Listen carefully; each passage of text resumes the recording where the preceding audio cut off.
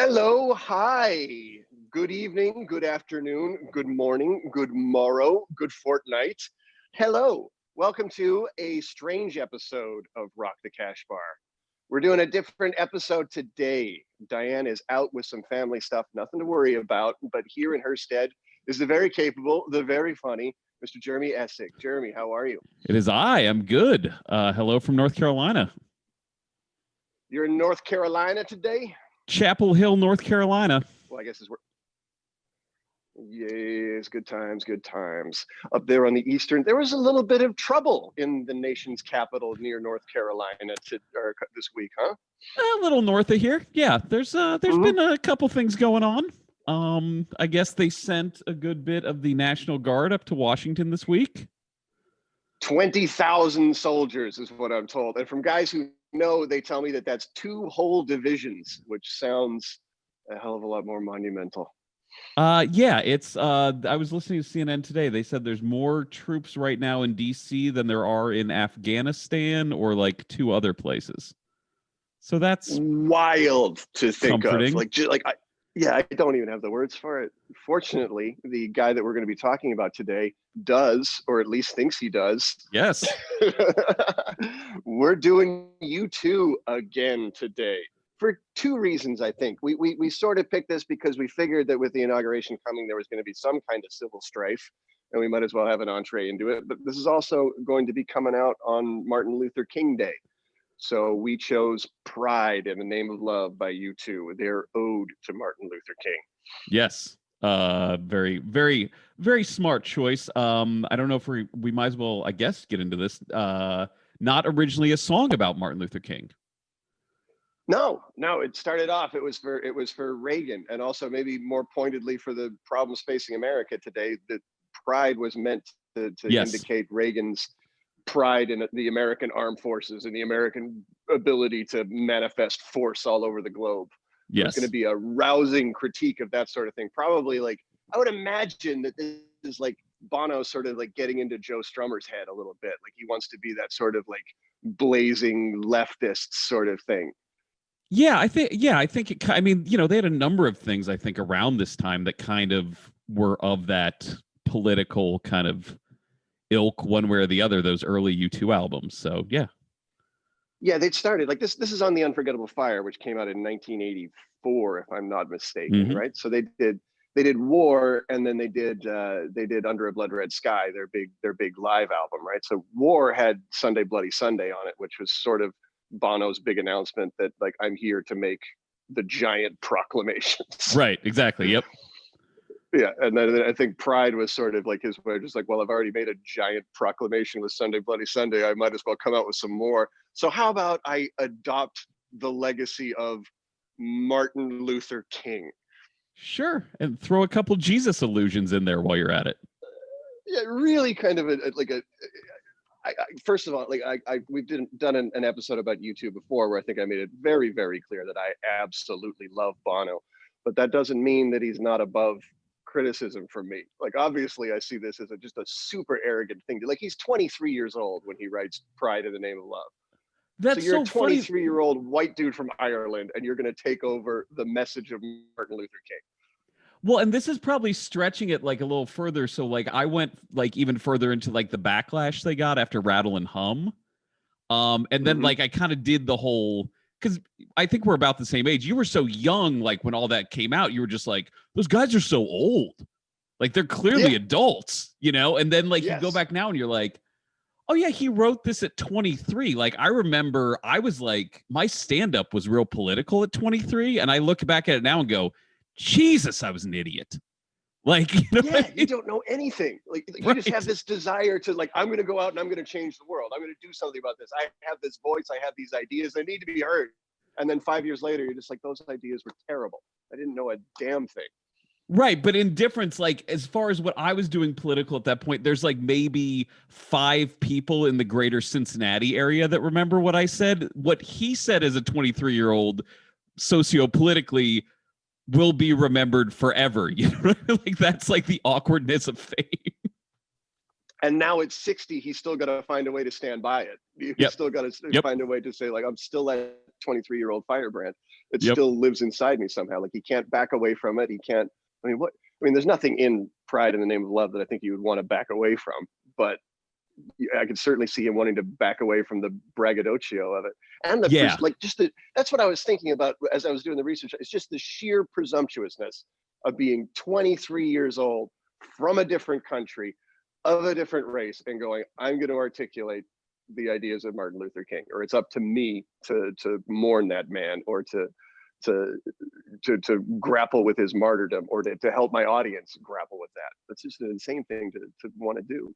Yeah, I think there's something to being in your early 20s and just you read something or you kind of learn about something and you have decided you are the one who's going to take this out into the world, like to go back again to like Rattle and Hum, which was a few years after this. It's like they were like, here is American blues music and we are going to teach you about it, world. And the world's like, yeah, we're fucking familiar.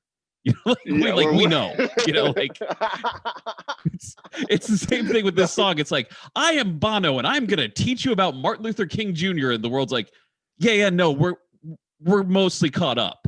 Like that's awesome. You found a book. Like I was like awkwardly like that about Sartre, the philosopher. Like I remember when I first read like Sartre, I was like, I am going to make statements about this philosopher that I have learned things about. And then you talk to anyone who took Philosophy 101 and they're like, yeah, no, we're familiar. And you have a very terse understanding of what he was saying. And you're like, oh, yeah. But I think when you're new to knowledge, you're just like, I've learned a thing. You should learn a thing. Like you're not, I don't even think you're being like braggadocious about it. You're just like, I want the world to know this thing I've found. And the world usually comes back to you as a 20-year-old and goes, yeah, no, we got it. Like we also were 20. We're not stupid. Like it's like when more important things. Yeah, it's like I had a friend when I worked at a record store who was always like, the two bands that you will always find the most used CDs for in a record store is Kiss, and then the second one is The Cure. And it's because like a lot of people, like when they're like 16 to like 19, like find The Cure and they're like, this speaks to me and I need to own all The Cure. And then like, I think a lot of people get to like 23. I mean, I wasn't this way. I still love The Cure, but it's like, I think a lot of people are like, oh yeah, I have a job and a kid now. Suddenly Robert Smith, but it's like that one period of your life, you're like, no one understands me like The Cure does. And I understand The Cure like no one does. And everybody's like, yeah, no, I was also 17. Yeah. Like I super get it. Yeah, they're just so good at talking to 16-year-olds that you just quickly outgrow it. I always think like when I go to the used record store, and I remember one day like 10 years ago, I found like a whole bunch of Elvis Costello on vinyl. So I bought it and I was just so happy. Like, this is terrific, great day for me. And then as I was walking through the parking lot, I was thinking, oh, but this is probably a terrible day for somebody that I would really, really like. You know what I mean? Like somebody said, like heartbreakingly go and sell all their vinyl for $14. Yeah, that's you. I mean, I was gonna say, like, sometimes I hear about like people that are like, oh, my grandfather gave me like all his vinyl, and you're like, that's cool.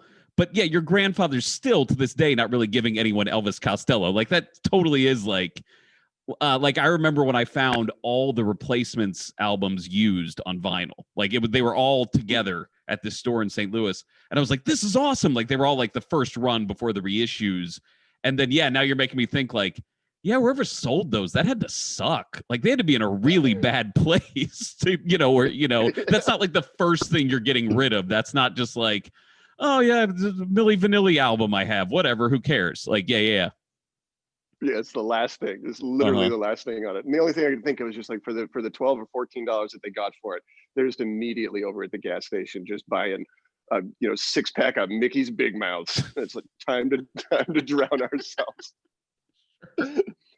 Time to give up on this. Oh, Mickey's got us all grounded in high school once. Thank you, Mickey's. Every time I say Mickey's Big Mouths, of course I'm doing the Tom Waits. Was it the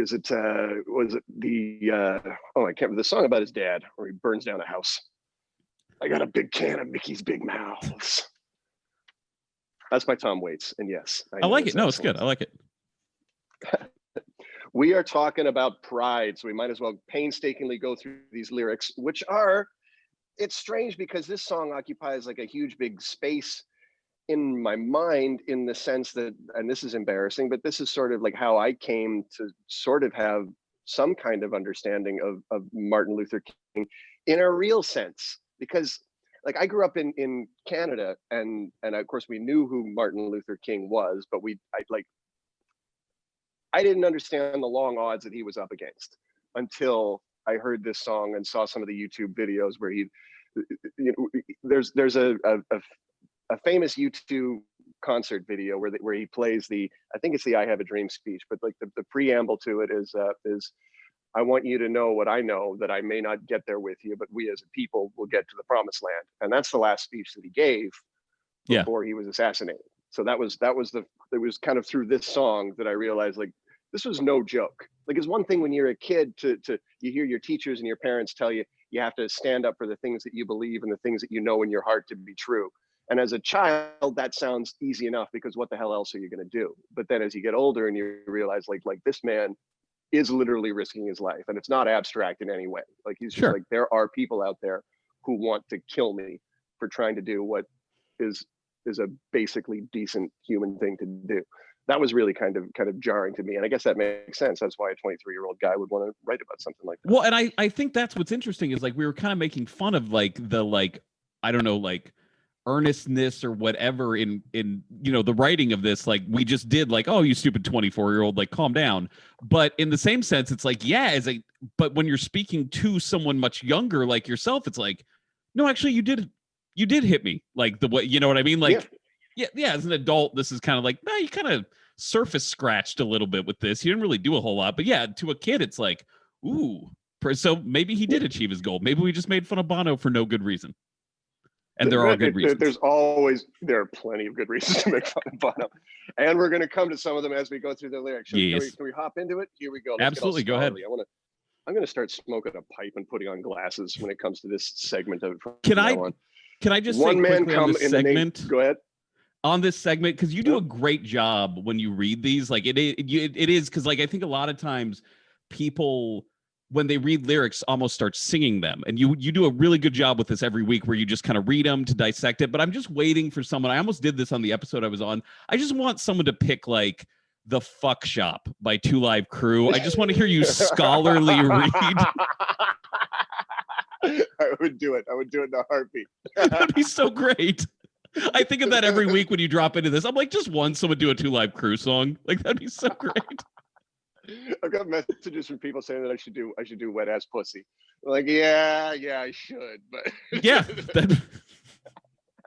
There's your Patreon episode right there. It's like just Ben seriously. It's not even an episode. It's just you seriously reading like really offensive lyrics.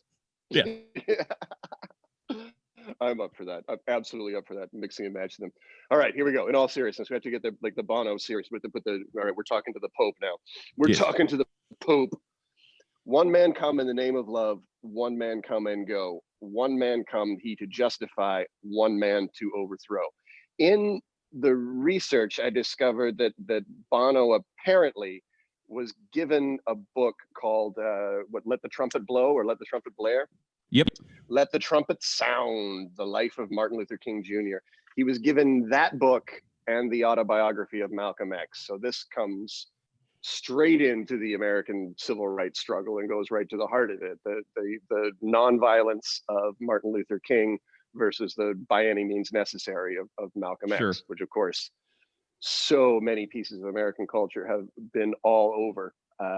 But I mean, so who's who? One man come in the name of love. You can pretty much assume that that's going to be Martin Luther King, right?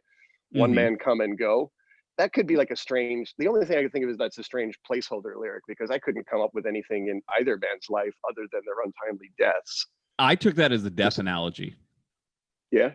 Yeah, that's because one man comes and then he just comes and then he goes. Like, it's almost like, I mean, it's a quick shot of, you know. Yeah, a flash in the pan. So that's probably, or not that Malcolm X was a flash in the pan, but his life was condensed to a couple of years of intense fame and then an untimely death. So that could certainly be the one man come and go. One man come he to justify. Justify sounds like a Martin Luther King, and of course one man to overthrow. That sounds like Malcolm X and his by any means necessary. Yep. This is definitely going to be a difficult episode to do. Like, I feel absolutely absurd, sitting around with another white guy blithely discussing the relationship between Martin Luther King and Malcolm X. That's if I sound like I'm not taking it seriously, it's not that I don't in my mind. It's just that no, I don't know how like to sometimes. yeah, essentially a white guy who's originally from Canada and a white guy who's from rural Ohio discussing civil rights. See, it feels a little awkward. Like if I've noticed even looking up, like I keep adjusting in my seat because it's that thing of like I feel weird being the one to discuss this, but but then again, it is the thoughts of a white guy from Ireland, so oh. Yeah, it's definitely like an outside looking in thing, and of course you can't talk about U2 without talking about where they're from and why he might want to take up an issue like this, because obviously, Sure. like, he's an artist and he's trying to make sure that his band breaks as big as he possibly can in the United States. So I think probably what he's doing is he's taking his intimate knowledge of the struggles in Ireland and going, okay, you guys have something very, very similar going on in your nation as well. And then you have this absolutely necessary argument, violence versus nonviolence, going on right in the middle of it. Yeah, no, I mean, I think that makes sense. I guess I have the same level of white discomfort that you do as we go through this. There's nothing wrong with it. Like, to me, like I don't know, it goes to the larger debates about cancel culture and what comedians can get away with saying and everything like that. To me, the only answer is just like, as long as you're willing to learn, as long as you're willing to Sure. to listen to other people, then you can, it's like, if I forgive myself, if I say something ignorant and somebody comes up to me later on and just goes, okay, here's why you're wrong about that. Here's why you're a dumb motherfucker. I'll be like, well, I didn't know that. It's like, Oh yeah. I've been educated now. Like, I'm not going to come back firing like, you can't say that to me. Right. No, I feel like that's probably the best way to go through your life, is to just constantly go like, oh, I didn't know that. Like, as opposed to assuming like, I knew that I mean, I've had people say dumb things to me, but even then you go like, well, I'm at least going to sit on it. Like, I'm at least going to think like, you know what I mean? Like, oh, I guess I could see, like, I always tell the story. I had someone come up to me after a show once and got really mad at me. And because I had a line about a heart attack in a bit. Like, I wasn't making fun of people who have heart attacks, because that's not funny. I just said the phrase heart attack. And this woman came up to me after a show and was screaming at me that she came out, her father, uncle, whatever, had just had a heart attack, and they came to the comedy club, and I ruined their evening because I mentioned a heart attack. And it's kind of like, yo, I didn't know you were coming. Like, I don't know what you want me to do with that knowledge. But in the same sense, like, I didn't go like, well, you still go like, I'm going to go back and think about that for a minute. I eventually came to the fact of like, well, there's nothing I can do about that. But yeah, I think if you encounter everything with the idea of like, I'm at least going to consider what you said. And certainly if it's more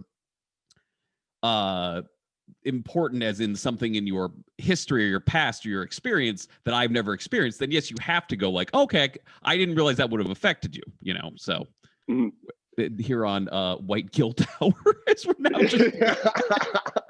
That's such a classic like comedy club problem, though. I've seen similar things to that all the time, where there's somebody just like, my father just died, or something terrible just happened to me, so I came to the comedy club so I could laugh for 2 hours and get away with it, and you ruined it. Like, yeah, if I could tell anybody anything, it's just like, if you're hurting, if you're in pain in any way, the comedy club is not the place for you. Like, it's just not, because you're gonna run into something like that. Somebody is gonna say something. Like, if there's something that you don't want to get stepped on or something you don't want to think about, probably you need to look really closely into the comedians that you're going to go see. Yeah, I think, but it's not even, I think anything, when you're kind of going through a big life, whatever, sadness, mourning, whatever, anything at the end of the day is going to be triggering. You know what I mean? Anything. It's like, you probably, I don't want to say like you shouldn't go anywhere, but like you really shouldn't expose yourself to things you're not expecting.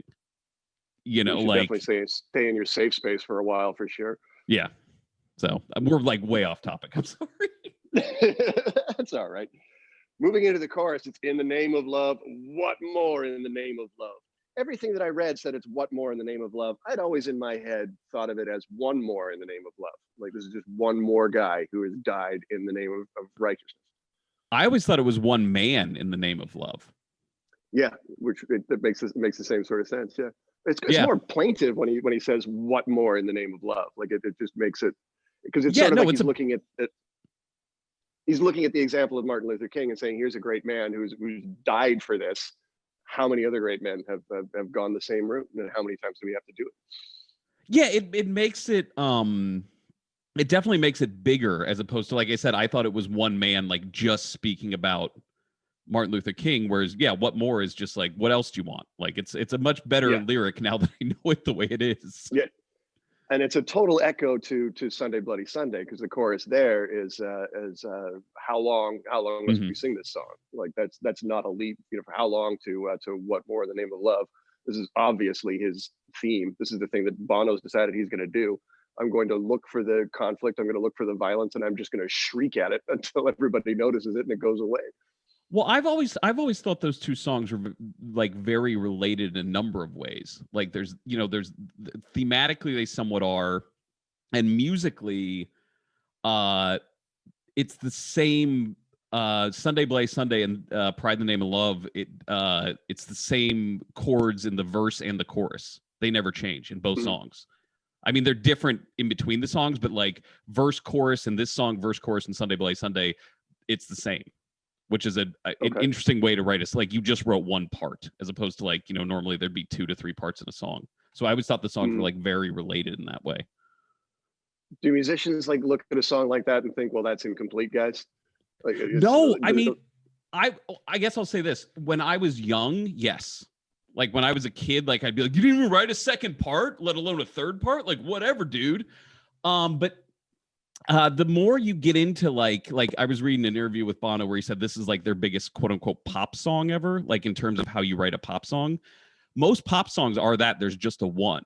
Like they'll like, I mean, obviously it's played a little differently, but like now I kind of respect it. I'm like, if you can find a way to make it sound like a complete song and it's just 4 chords in a cycle, like that's actually pretty impressive. Yeah, and it makes it easier on the edges, fingernails. He can relax a little bit. He doesn't have to worry about getting tired. Nothing to remember in the middle of this one. One man caught on a barbed wire fence. One man he resists. One man washed up on an empty beach. One man betrayed with a kiss. So he's really, and this is part of, it's so strange because the thing, like, I totally understand why people have such contempt for Bono, but the reasons that they hate him are the same reasons that I love him. Like, these lyrics are so simple, so wide open, so bombastic, so what are the words? I mean, they're just so caught up in their own righteousness that it's so easy to be cynical about him. But there's a big part of my heart that's just like, well, but it needs to be said. Like somebody's got to do it. He's the one who did it. Well, I always thought this was the Jesus verse. Oh, for sure it is, especially with the betray with the kiss. That's right, and I just, it's funny because that's the only thing is the beach line, you were talking about like placeholder lines, that's the only line that I don't know where that beach line comes in. No, the only thing I can think of is it's a war analogy. That line's always made me think of like Normandy, like that kind of, and of course, one man caught in a barbed wire fence made me think of like the famous, is it the Clash? Which band had the Your Country Needs You, and it's the severed hand on the barbed wire fence from the Falkland Islands War. Oh, hanging in bedrooms or kids from the early 90s. Yeah, I know what you're talking about. It's oh, I'm not gonna get it, and I'm not gonna. It's too obvious if I look it up right now. It's all right, we'll find it. But I always took that barbed wire fence. I always took that as the crown of thorns on Jesus' head. Yeah, that's another way to look at it. Huh.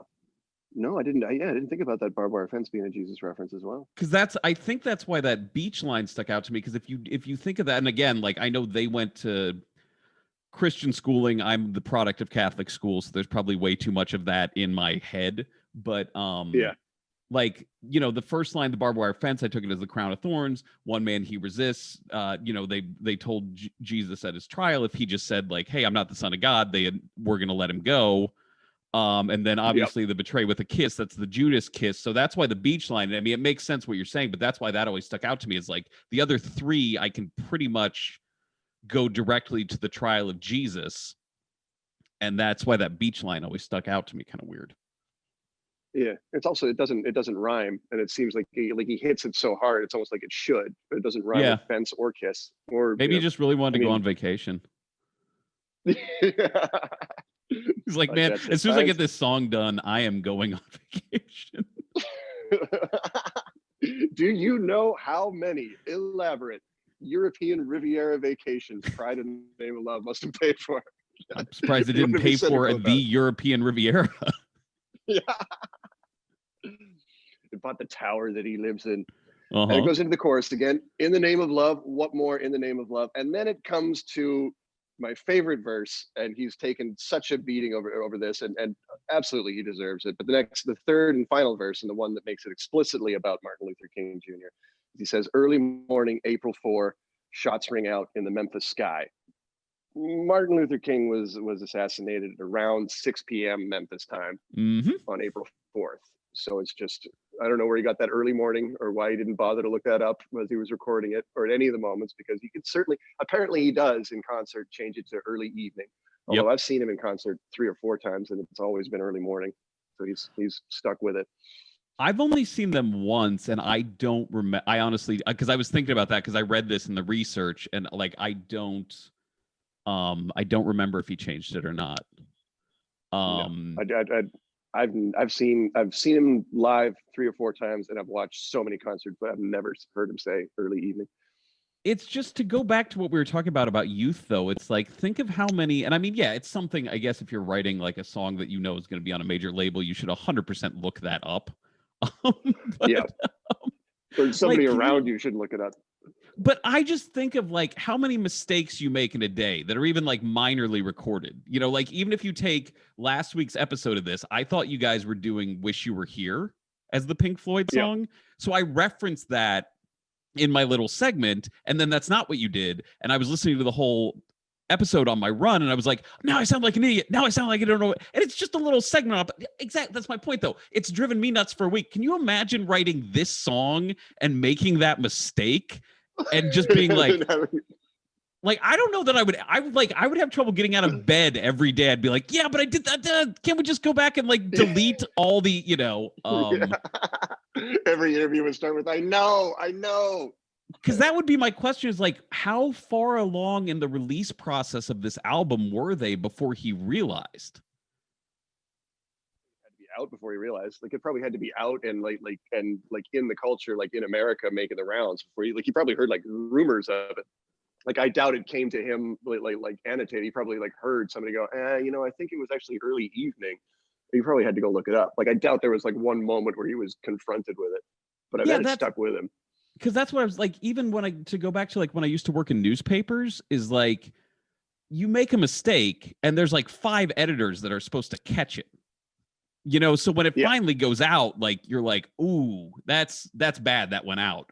And like I think of that with this, it's like he had to write it, then he had to record it, then the producers had to let it slide, then someone at the record company had to approve the album, and like there's all these people where they could have just been like, hey, go back in and drop evening, like run that back and overdub evening. Like it's not, even when they were cutting tape, it's not that hard. But it's like, oh, the album's been out for a month, and someone goes, hey, by the way, oh, no. Yeah. And not to, like, it's a small mistake. Like, I hate to harp on a guy for what's basically a typo or some kind of like lyrical license, but you're talking about the assassination of Martin Luther King. Like that, you can't get a detail wrong in that. Like if you're going to be talking about something that sensitive and that important, it's important to get the details right. Like, no, you didn't I'm sure he must just feel terrible about it. Oh yeah, you didn't just screw up somebody's lunch order or like, get someone's name wrong. Who's like, oh, I thought it was Bill. It's Jim. Big deal. Like I said, I can't believe it's one of those little things where you're like, I can't believe no one in the process as it went down the line, because to say evening would fit tonally, you know what I mean? Like you could easily have overdubbed that. Like it's just, I don't know, that to me has always just been like, no one caught that. Yeah. There's another U2 song that came out 20 years later that now I couldn't explain it at the time until I started, reading a little bit about Pride, but Vertigo, their single from like 2003 or 2004, like 20 years later, it starts off with the count off. It starts off with Bono counting off in Spanish. He goes, uno, dos, tres, catorce. Yep. And it always struck me as hilarious. Like, does he not know that catorce is kind of a horrible way of pronouncing 14? It's not four at all. It just, for the longest time, that just made me cackle with laughter. Like somebody, like, surely, I mean, U2 are international celebrities. Right. They play Spain, they play South America. They must know. So what the hell is all that about? See, that I always wondered. I always wondered if that was an in-joke. Like if that was because that, again, that's not the assassination of a major civil rights leader. That's just kind of a goofy way to start a song off. And so when I heard that, I was always like, is that like an in-joke? Like, because you'll put those, I do that a lot, like writing songs, I'll put like little in-jokes in them where it's like, oh, that's just for me and three people to understand why that's there, And so that I always wondered about that. But yeah, it's, again, like it's a mistake that I think would make you laugh, but it's not like, ooh, you messed up an assassination. Oops. That's kind of important. Yeah. The last two lines, or at least the last two lines of the verse, are "Free at last, they took your life, they could not take your pride." And again, that's goes to the heart of why people hate Bono, and I love him, because that could sound to a certain mindset to take, like the plaintive cry of "free at last," and how everything that phrase is freighted with in American culture and African American culture it's a brave thing to do and a stupid thing to do. Yeah, it's a skosh pretentious. Mm-hmm. It certainly is, but I still love it. Like I don't know how to express my admiration for somebody who's willing to come out of the blocks like that with something sort of that searing at that age. I have a hard time putting into words, especially when you consider like where he's coming from. He's coming from a place that's torn apart with civil strife, and you're starting to like, he's had to make those difficult decisions his whole life in a way that I didn't have to. Like I said earlier, it's easy for me to say like, oh, I'll just follow my heart and always do the good things because no one's pointing a gun at me. Right. Like this is the first time in the last couple of weeks in America, or the first time that I've like kind of been looking at the news and events that are way beyond my control and going, I've got to do something about this. Like, or don't we have to do something about it? What's my part in this? What can I do to make this better? And there are no easy answers. And it really does, for the first time, like it comes down to that rubber meets the road. Are we going to do this non-violently, or are we going to pursue this violently? Are we going to pursue this by any means necessary?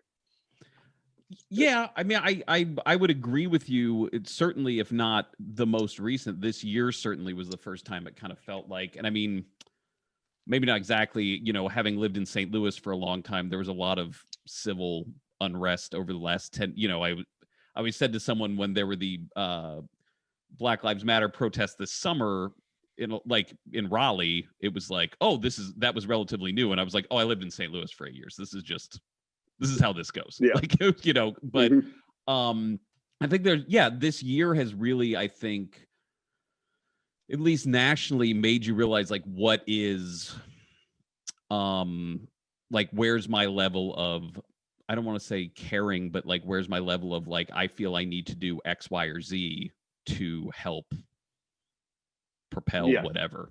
And I think either propel it forward, or I think most people in America are probably looking at like, how do I pull this back? Like, what can I grab a hold of and pull everyone back from the brink? Because it feels like, at least to me, it feels like we're on the edge of a cliff, and a lot of people just want to jump over it. Like, that's not the answer. Come back. Yeah, I mean, I think it's probably a little, I guess, where you're looking at that cliff from. I think I was talking more like pushing progress forward, whatever that means. But yeah, I mean, it's so, I mean, I think especially recently too, it's where you live changes your thought process on what is going on, such because you can look at what happened in Washington, and that's one thing, and I can kind of look at that and go like, oh yeah, I actually know people that if they weren't there, I could envision people that I know that would have been there, just Yeah. growing up in rural Ohio, whatever. But now I live essentially in a suburb of a liberal. I live in the liberal suburb of a liberal college town. You know what I mean? It's like there's no Yeah. like here's just a bunch of people going, what a bunch of crazy assholes. Where I live in Carborough, which is like just like a suburb of Chapel Hill, which is where UNC is like we have a Black Lives Matter flag on City Hall and we have a homosexual mayor. Like I'm already in Liberalville. So like here it's like, oh, it kind of feels like progress is here, but then you see stuff like that and you go, but not out in the greater world, Right. But then like we're seeing now, like a lot of these rioters that are being arrested they're cops and school teachers and nurses and public, like they're people that we know, like they're people in your daily life, and that's what makes it feel more immediate to me. It makes me think like, okay, what can I do, because I have the complete opposite viewpoint of that. How do I engage those people in the way that I'm thinking and feeling, in the way that I think that scant majority of Americans are feeling, where it's just like we're not at a, what am I even trying to say? That we're not at the point where storming the Capitol is the answer. Like we're still very much at the point, at least in my mind, where reasonable discussion is the answer and the ballot box is the answer. Like I'm not ready to light the torches yet. So, and this is like taking us way off topic again, and maybe it either is or is not the point of this podcast. But it's fine. I guess what I'm asking is, like, having grown up in like very rural Ohio, like I've always known when you see the people storm the Capitol, I've always known those people existed. I went to school with those people. Like that did not surprise me in the even the smallest thing that happened. So I guess what I'm like, is this kind of the first time you felt like, oh, I know those people, those are teachers, and you know what I mean? They're not just like that stereotypical crazy redneck who lives out on, a farm somewhere in the middle of nowhere. And, whereas you realize like, oh, these are teachers. It's the first time that like all of the stories that I've read throughout history feel like they're happening all of a sudden. Like obviously we've been through historic events, like 9/11, the election of Barack Obama, the election of Donald Trump, things like that. Like I recognize historical events, but this is the first time that I've been looking at the social fabric starting to tear and going, that seems like an irreparable rip. Like it's the first time that I've looked at that, and that makes me, of course, think of things. It makes me think of places like Ireland, and it makes me think of places like Germany in the middle part of last century, where it's just like, what do you do? Like, how do you talk to people who, to my mind, have gone completely insane? Like, how do you talk to somebody who's literally just like, okay, it's time for I'm going to go spill blood, or my blood's going to be spilled, and that's it, that's all. Like, how do you talk somebody down from that ledge? I don't know. I guess maybe that's where I'm kind of like coming at the point of like, I feel like I've known these people for 20, 30 years, and I gave up on talking to them a long time ago. Like, and I think that's where I feel like my head is in a different spot, where it's like, oh, I feel like I tried to talk to these people, and I mean, these people is so pejorative to use that phrase, but like the kind of people that would like storm the Capitol, it's like, I don't know, just being where I'm from, like I feel like, oh yeah, no, I've tried to have conversations. Like I guess, and we'll leave it at this. But like I was a guy I know from high school called me the day after Thanksgiving, and I hadn't talked to him in a while, and we were talking about different. He's like, "Did you come home?" And I said, "No, because my parents are old and there's a pandemic, and I don't want to do that."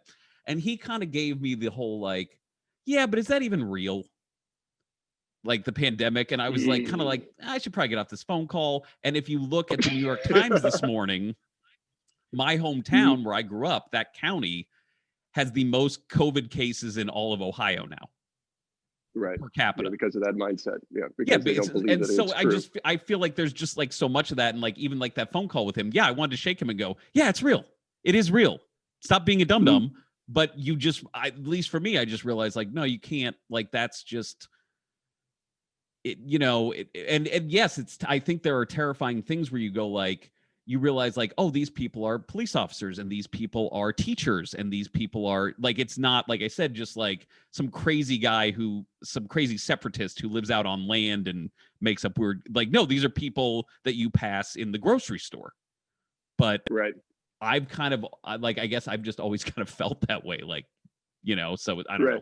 Like, we're way off topic and I apologize, but it's also, I think we're on topic because I really think that this is sort of like Bono's career thesis. Like, for whatever reason, he's elected himself the guy who's going to stand between two armies and wave the white flag. Like, he's the guy who's going to stand in no man's land and try to find some common ground, which is, it can be absurd. Like, you're going to have people from both sides saying that, oh, you're just ridiculous. Get out of the way. We're going to have this fight. But it seems to me like that's what he's been trying to do with all of his big songs, with Sunday Bloody Sunday, with Pride, certainly with One, is he's trying to say, like, we don't need to do this. We don't need to. He's doing the John Lennon thing, but instead of being, where John Lennon was all peace and love, from the bed, Bono's actually like out there on the battlefield with a red cross on his back. Saying, I'll get in here and I'll fight with you until you stop fighting.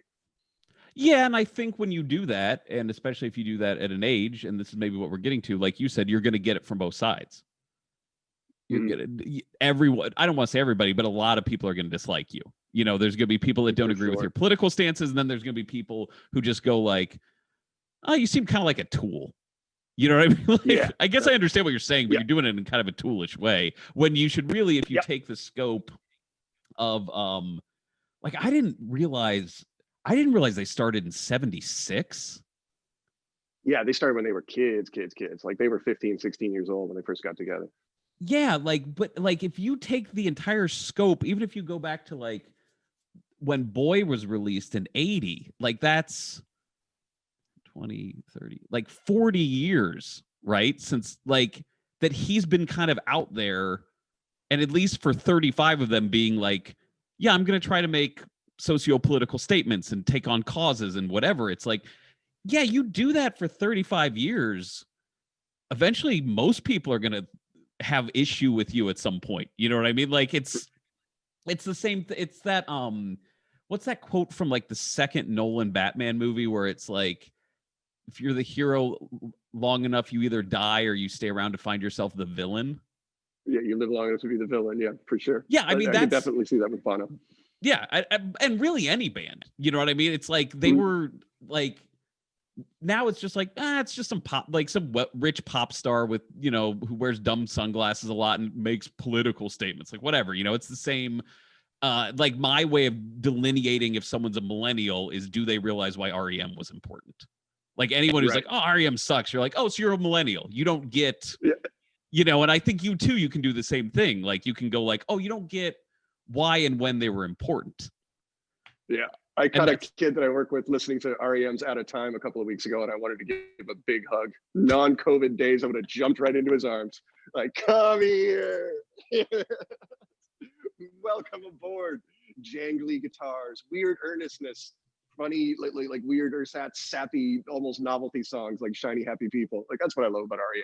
It's just the way that they go all over the place. Oh, yeah. The needles flying all over the place. That's I don't like. Just one more thing on U2's longevity that like just struck me, because this song really reminded me of like a Johnny Marr type guitar. Like, the Edge has his own guitar sound, but like the way the riff is played, it's very Johnny Marr-esque.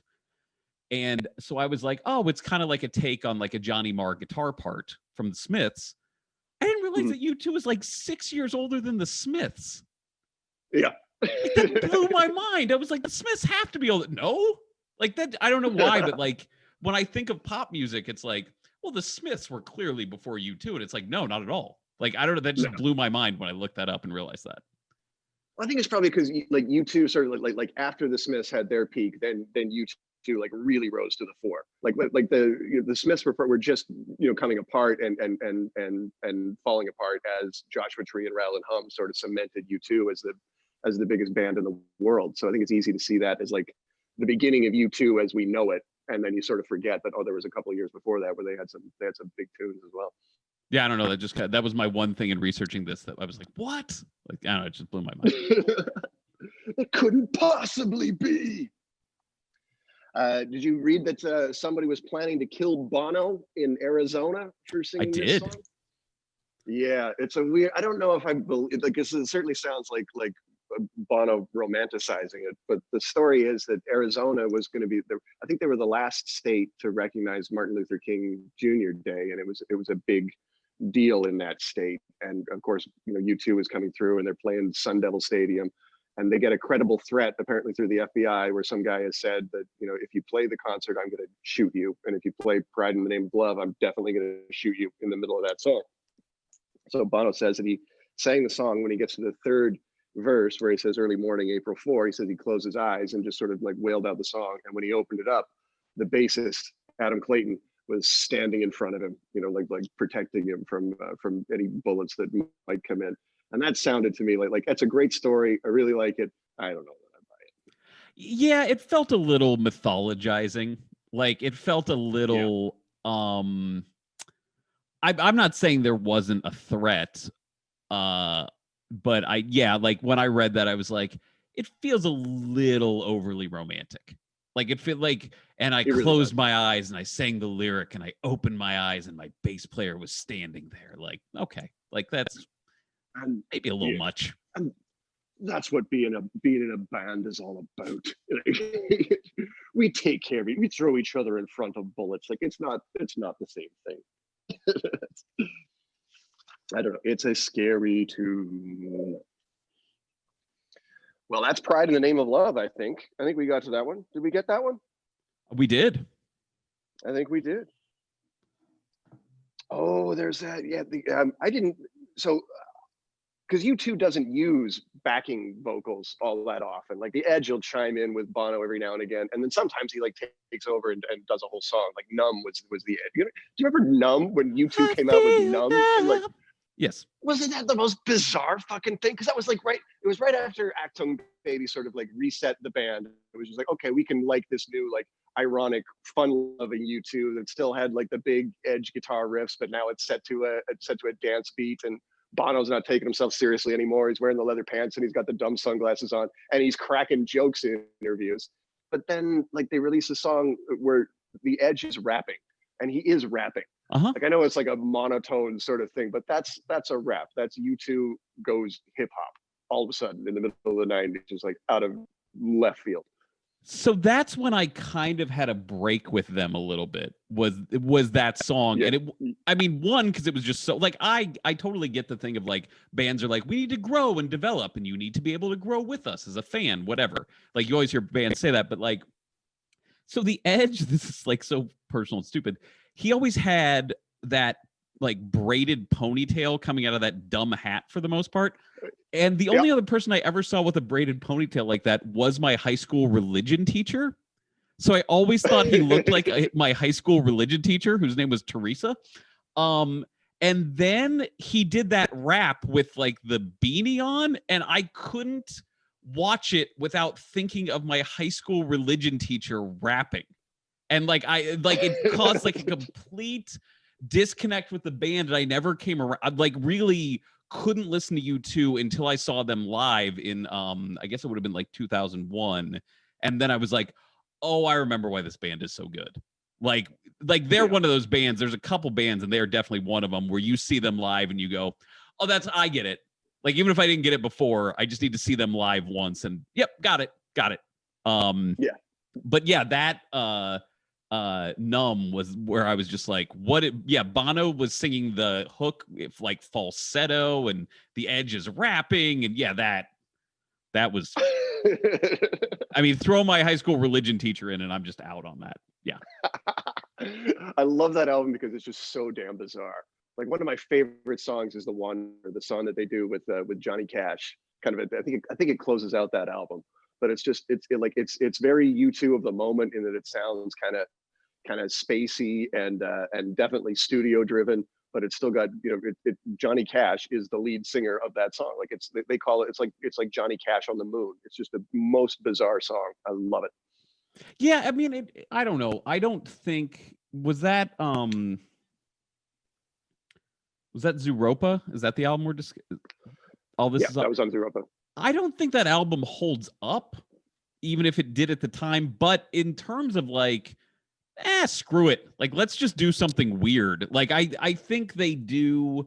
I don't know. I think there's a point at which you can go like, we can keep doing this a million times over, or we can break it all down. And I mean, again, I'm just to use the same REM reference. It's like when Bill Berry left, and they were just kind of like, oh, what do we do now? Like, we'll make, and Up's not a great album, but they had to make one where it's like, I don't know, we're using drum machines and figuring it out. Yeah. I think bands have to do that. Yeah, Michael Stipe had that great quote where he's just like, a three-legged dog is still the same dog. You just got to figure out how to walk on three legs. Like that's what they're. But I think that Zooropa and Pride are kind of birds of the same feather for U2 in the sense that they're willing to take that big punch. Like U2 in 1983 is saying, okay, we want to talk about conflict in America. We want to talk about the social struggles in America, and we don't want to do it obtusely. Like we don't want to. There's some songs on the Joshua Tree that are just like, I don't know what you're trying to do lyrically. I don't know what this is about. But Pride is obviously very specifically about Martin Luther King. It's a 23-year-old guy saying, I want to talk to you Americans about your struggle. That's a big, big punch. And then Zooropa, after everything that U2 had been through, just like, okay, we're just going to throw out this incredibly experimental, utterly dismissible, incredibly ridiculous album. And we're going to do it because we still have that same courage of our convictions. Yeah. I mean, and that's, and they do, maybe there's a,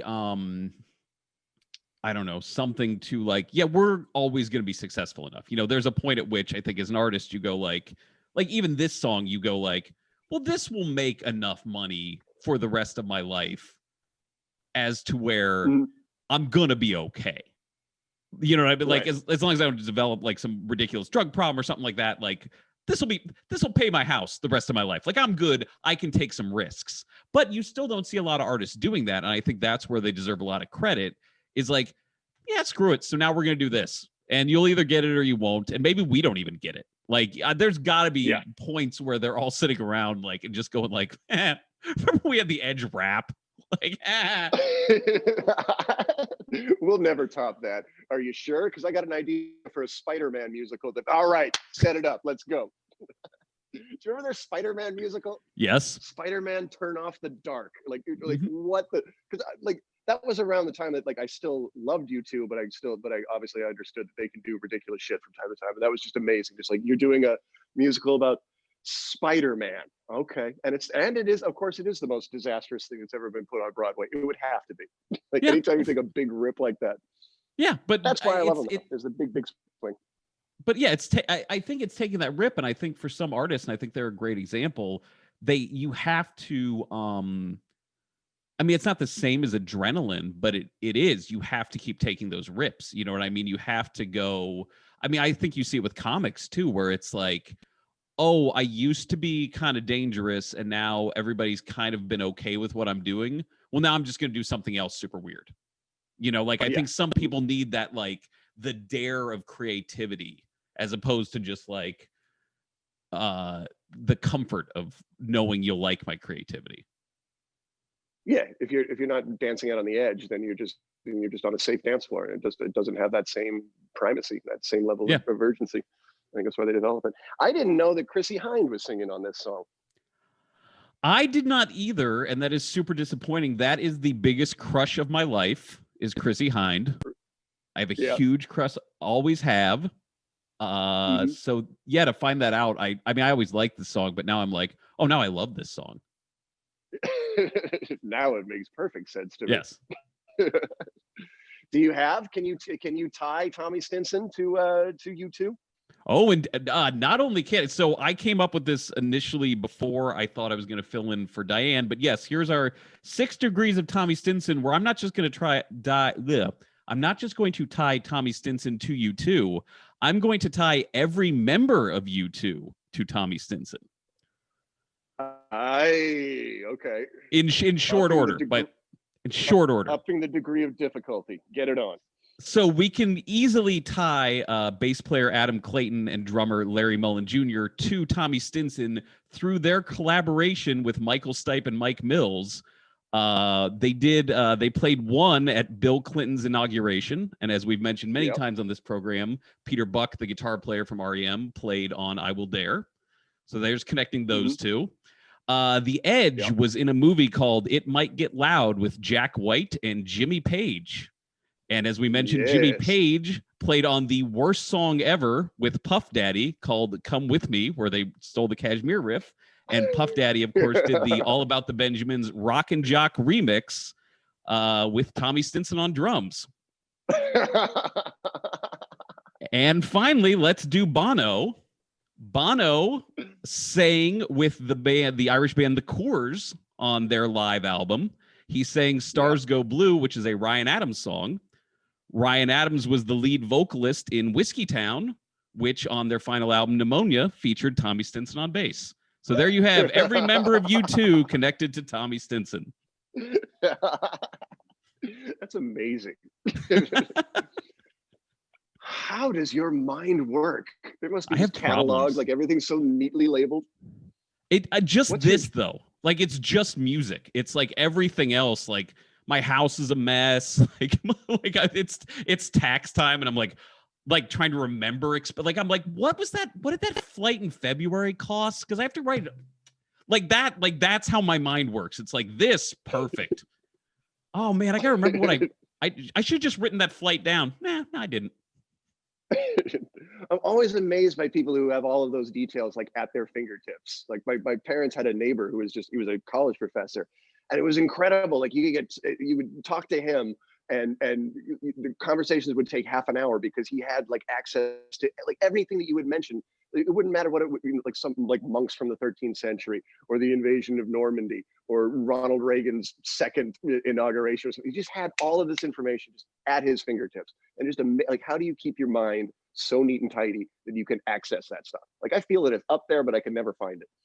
It's just this. It's literally just this. Like the rest of my mind is just like a mess of like, was that fourth grade or last week? I can't really remember. You know, like everything else is like just complete clutter, but it's like music trivia. Oh yeah, we'll just keep it very orderly. We'll remember all this garbage and move on from there. It's always been designed that way. I have no idea how. I guess if it matters to you, you find a way to make it happen. So it's just the way that anybody's mind works. Hey, Diane's not here, so that's going to put you in the big chair. You got to land the plane. You want to bring us in with dressed up like a douche? Okay, our dressed up like a douche for this week comes from someone named Dianne Gallagher. Listener Dianne Gallagher is giving us our dressed up like a douche. It's from the band Eiffel and their hit Blue. Do you remember this song, Ben? No, I don't. This was very popular when I was in college, so I'm going to say this was 99 or 98. The actual lyric is, I'm trying to read it from another screen. Hold on. Sorry, this is awful. There we go. All right. The lyric is, I'm blue, daba dee, daba die. And what Dianne heard was, I'm blue, if I don't eat, I will die. Which is a much better lyric. That's absolutely it really is. I always heard that as I'm blue, I'm in need of a guy. Is what I thought those lyrics were. So we were both wrong. But yeah, that was big. That was a big college. Do you remember Believe by Cher? You remember that song? Oh, of course. Yeah, absolutely. It was about that same era of like, if you went to like any kind of like dance club, you would hear Believe by Cher and you would hear that song, that Blue. And you would hear, what was the Santana song that he did with the Matchbox 20 guy? That was big at that time. Those two Smooth? singles in my mind were fighting it out for Smooth. Yeah. Oh God, those, you couldn't duck them. And I was really trying. I was doing like the Catherine Zeta-Jones thing, where like bending over the red lasers, trying to duck those two songs. So I have a friend named Matt Bassler who lives in St. Louis, who is in a really great band called Talk, but Matt is also kind of an idiot.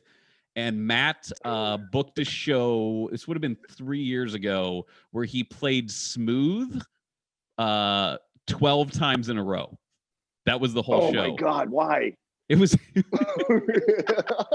Did he play it like 12 different ways? Or? No. Start to finish. It was him and like this all-star group of like St. Louis musicians played Smooth 12 times in a row. That was the show. Oh my God, I would pull my ears off. I thought it was funny, but I didn't go. No. I didn't think I could handle it. I don't know why I hate that song so much, but I absolutely detest it. I can't put my finger on it. Because Like it's there's nothing awful. in it that, well, I guess because it's awful, but there's like I can't point to like one specific thing that makes me go, that's what makes it awful. It's just in general, it's like, oh fuck that guy. Lyrically, it's terrible. And like even Santana, it feels like Santana is like, what would it sound like if I ripped off Santana? You know what I mean? It like feels like Santana was consciously like, I don't really feel like being creative. What would it sound like if I was a cover band of me? Yeah. I don't really feel like playing guitar today. I think I'm just going to eat my own flesh. Yeah, exactly. Yep. Well, this was a fun episode. We had a good time. Thank you very much for stepping in. Oh no, thank you. I have a little more plane landing to go if you don't mind. Oh, of course. Yeah, sorry. No, it's fine. We have to talk about next week. Because next week, y'all will be joined by Doug Mellard. Dougie. Doug Mellard. It is a Patreon vote week, and Dianne is so pumped because Doug has chosen 3 songs from The Talking Heads. One of these songs is one of Dianne's top 5 of all time, like 5 favorite songs of her life. She feels like she shouldn't, and by she shouldn't tell me to say which one because it would be leading the witness, but also just because she loves it doesn't mean it wouldn't be the most fun to cover. So on the Patreon, you can vote between Psycho Killer, This Must Be the Place, and Road to Nowhere. What's her favorite song? Go ahead and put your finger on the scale. It's all right. I have a feeling I know. She didn't say. I have a feeling I know. I will say, though, I'll put my own finger on the scale. This Must Be the Place was my wedding processional. Ooh. I think her favorite song is This Must Be the Place as well. That would be my guess. Congratulations. What's that? I said, well, congratulations. We should bring you on at the end of that one to talk about your wedding processional. Oh, I've been divorced for over 10 years, but thank you. No, right. Sorry for the bad memories. Yes, but I'm sure I'll be back next week with a 6 Degrees connecting the Talking Heads. But yeah, thanks for having me, man. This was fun to fill in. This is a really good time. Thank you very much. So yeah, I guess we'll say bye now. And we're Vogue.